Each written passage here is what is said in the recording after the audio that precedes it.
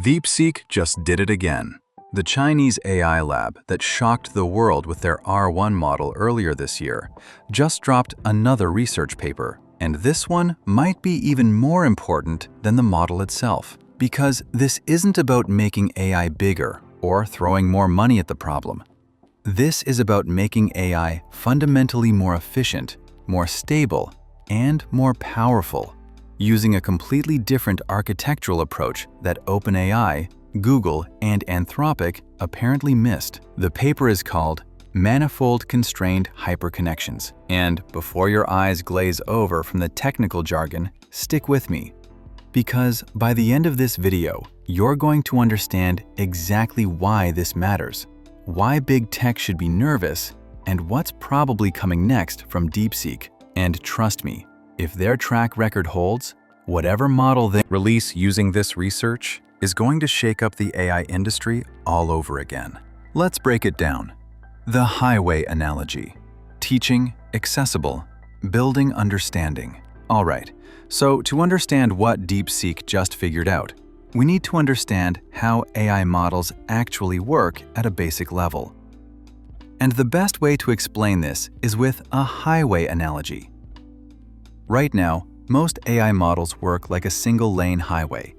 Information enters at one end, flows through a bunch of layers, and comes out the other end. Each layer does a bit of processing and passes the result to the next layer. This works fine for small models, but when you try to make models bigger and smarter, that single lane becomes a bottleneck.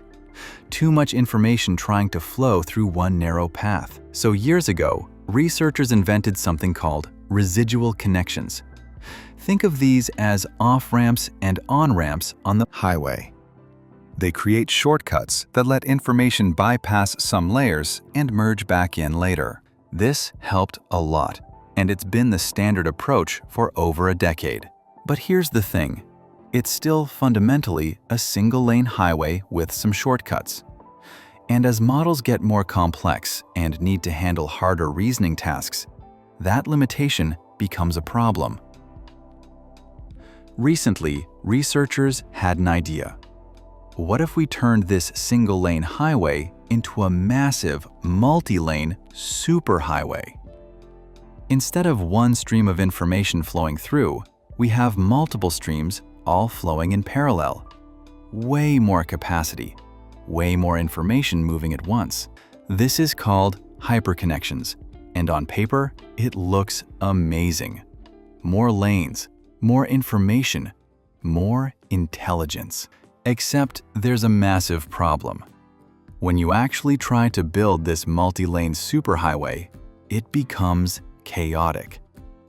The lanes merge and split randomly. The signal becomes unstable, and after training for a while, the whole system crashes. Models that looked perfect in small tests completely failed when scaled up. Training would go smoothly for thousands of steps, and then suddenly, boom. The loss curves spike, gradients explode. Everything falls apart. And this is why hyperconnections never became standard in big production models, even though the idea has been around for a while.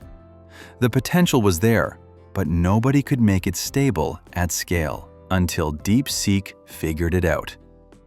So here's what DeepSeek did. They looked at the multi-lane superhighway problem and realized the issue wasn't having multiple lanes. The issue was having no rules for how those lanes interact. Imagine a 50-lane highway where cars can switch lanes randomly, merge whenever they want, and there's no coordination. Total chaos, right? Traffic jams, accidents, disaster. DeepSeek's solution was to add a traffic controller, but not a human controller, a mathematical framework that enforces rules on how the information streams can merge and split. The key rule is this: no matter how the streams combine, the total amount of signal must stay constant. Information can be redistributed, blended, and mixed, but it can never be amplified or lost overall. Think of it like a law of conservation. Energy can't be created or destroyed, only transformed. DeepSeek applied the same principle to information flow in neural networks. They used something called the Sinkhorn-Knopp algorithm to enforce this constraint, and the mathematical space they use is called the Birkhoff polytope, which has special properties that keep everything stable. I know those sound like sci-fi terms, but here's the practical result. With these constraints in place, the multi-lane superhighway works. The streams can exchange information freely, but the system stays stable even when you scale it up massively. They tested this on models with 3 billion parameters, 9 billion parameters, and 27 billion parameters. Traditional hyperconnections crashed on all of them. DeepSeek's constrained version stayed stable every single time. Section 3. The results. Excitement. Concrete proof. Okay, so it's stable, but is it actually better? Because stability without improvement is pointless, right? The answer is yes, significantly better. DeepSeek tested their Manifold Constrained Hyperconnections approach on 8 different benchmarks, and across the board, it outperformed both standard residual connections and unconstrained hyperconnections. Let's look at the specific numbers because they're kind of wild. First benchmark. On GSM-8K, which tests mathematical reasoning, their 27 billion parameter model jumped from 46.7% accuracy to 53.8%. That's a 7-point improvement just from the architecture change. On BBH, which tests logical reasoning, the score went from 43.8% to 51%. Again, a massive jump. On MMLU, which measures general knowledge and understanding, they went from 59% to 63.4%. These aren't small, marginal improvements. At this scale, gains like this are huge. And they're not from throwing more data at the problem or making the model bigger. This is purely from making the information flow more efficiently. But here's what makes this especially impressive. They expanded the effective width of the model's internal data flow by 4 times. That's a 400% increase in internal capacity. And the cost? Training time increased by only 6.7%. Hardware overhead was 6.27%. Think about that ratio.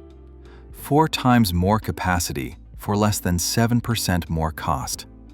That's not a trade-off. That's a breakthrough. Before we continue, let me talk about today's sponsor, NordVPN. As AI gets more powerful and more companies race to develop the next breakthrough, the value of data and intellectual property is skyrocketing. Research papers, model architectures, training techniques. This information is worth billions. And if you're working with AI tools, researching cutting-edge developments, or building projects using these technologies, you're creating a digital footprint that can be tracked, monitored, and potentially exploited. That's where NordVPN comes in.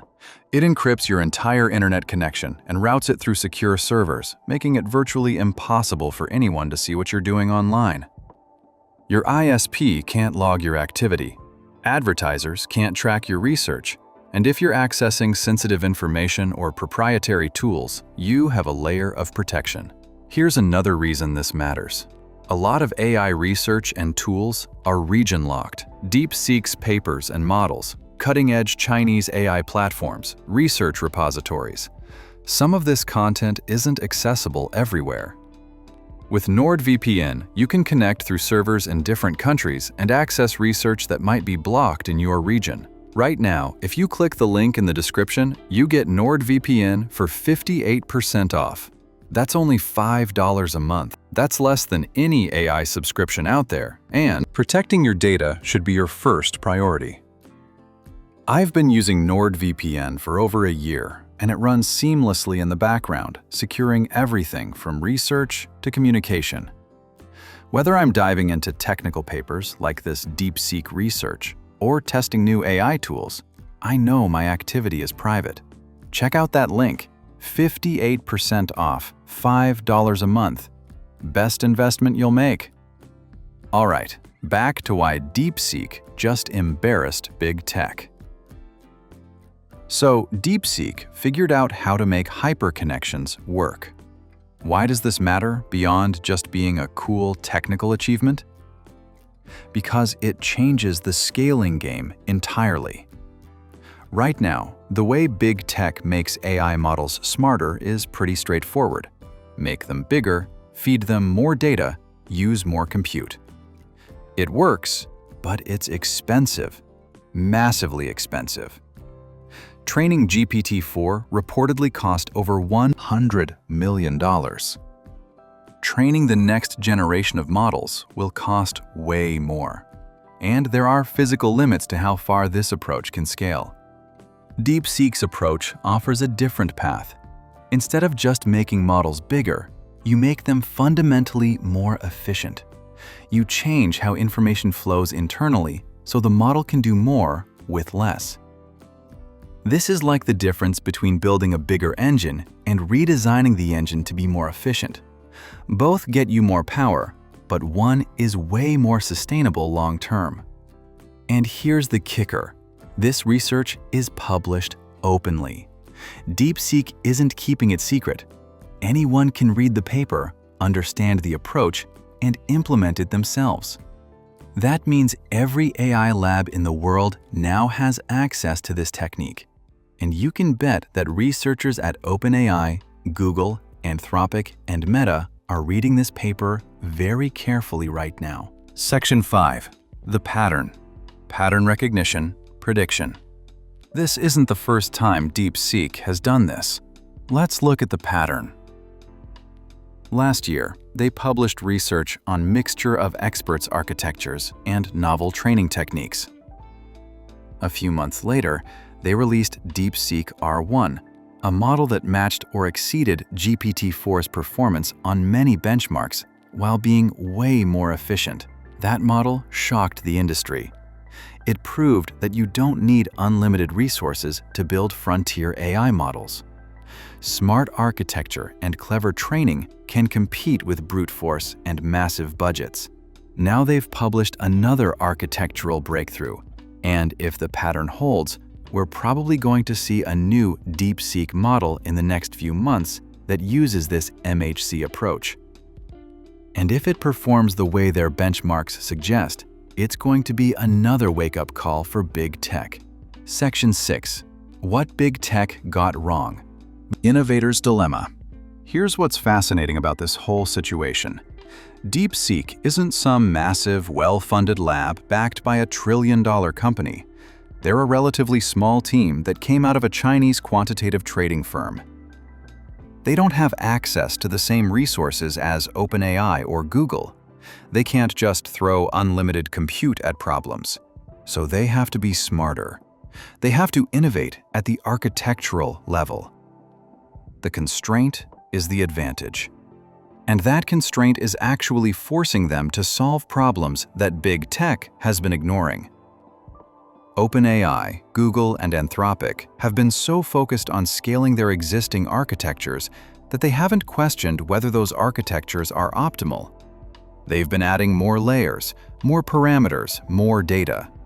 But the fundamental design has stayed mostly the same. DeepSeek looked at that design and asked, what if there's a better way? And they found one, multiple times now. This is the classic innovator's dilemma playing out in real time. The established players are optimizing their existing approach, while the upstart is rethinking the foundation. So, what does this mean for the future of AI? First, it suggests that we're nowhere near the limits of what's possible with current hardware. We don't need quantum computers or neuromorphic chips to make AI dramatically better. We need smarter architectures. Second, it validates the open source approach. DeepSeek benefits from publishing their research because it attracts talent, builds credibility, and contributes to the collective knowledge. and the field as a whole moves faster when breakthroughs are shared. Third, it shows that the AI race isn't just about who has the most money. Smart engineering can compete with massive budgets. That's hugely important for ensuring AI development doesn't get monopolized by a handful of mega corporations. And fourth, it puts pressure on big tech to innovate at the architectural level, not just the scale level. They can't just coast on their existing designs anymore. What's coming? Prediction and anticipation. If DeepSeek follows their previous pattern, here's what we should expect. In the next few months, they'll probably release a new model that implements MHC. It will likely be competitive with or better than the current top models from OpenAI and Anthropic. And it will probably be open source, or at least openly documented. That will trigger another round of "how did they do this so efficiently?" analysis from the rest of the AI community. Other labs will start implementing MHC in their own models, and the baseline for what's possible will shift upward. We might also see this architecture show up in specialized models, language models, code models, reasoning models. MHC seems particularly well suited for tasks that require multi-step reasoning and complex information integration. And honestly, I wouldn't be surprised if we see big tech labs quietly implement similar approaches in their next generation of models. They might not call it MHC, but the core ideas will be there. The bottom line, clear summary, strong position. DeepSeek just published a paper that shows a fundamentally better way to build AI models. More efficient, more stable, more powerful. And they proved it works at scale with concrete benchmark results. This isn't hype. This isn't vaporware. This is rigorous research with reproducible results.